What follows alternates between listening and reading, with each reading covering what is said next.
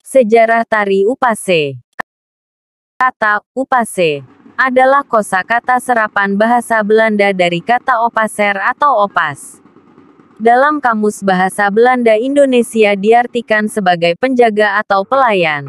Opaser atau opas merupakan bagian dari kehidupan masa lampau di negeri Hindia Belanda. Opaser dapat dikatakan sebagai bagian dari pekerja domestik bagi keluarga-keluarga Belanda, maupun bangsawan dan pejabat pemerintahan kolonial yang tinggal di Hindia Belanda, juga sebagai pegawai rendahan di instansi milik pemerintah kolonial Belanda. Selain sebagai penjaga, opaser juga berfungsi sebagai pelayan.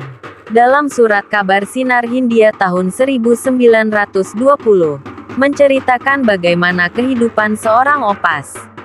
Opas dalam tulisan tersebut adalah penjaga dan juga sekaligus pelayan. Dalam tulisan berbeda, pada surat kabar Sinpo, terbitan tanggal 30 Desember tahun 1921, mengatakan bahwa opas adalah penjaga keamanan yang dapat melakukan tindakan kekerasan terhadap pelaku kriminal atas perintah atasannya seperti yang digambarkan dalam novel Hikayat Kadirun. Dari latar sejarah itu maka disimpulkan bahwa aktivitas opas mulai diadaptasi menjadi tarian pada kisaran tahun 1920-an. Dalam kebudayaan Sangihe, tari upase bukanlah tari perang, melainkan tari penjemput tamu kerajaan. Tari ini pertama kali dikembangkan di kerajaan Tabukan.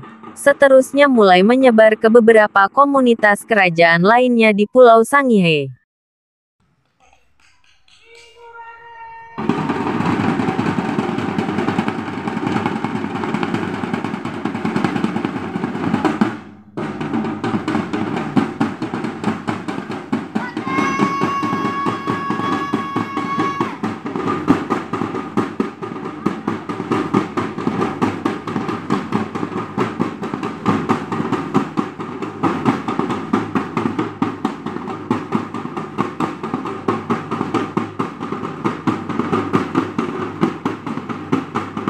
Kostum tari upase dinamakan baju kingking, Hongkong.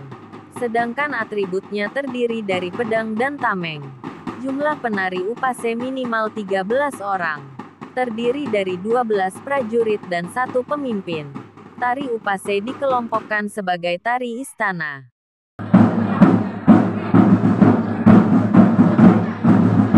Sekali lagi upase diambil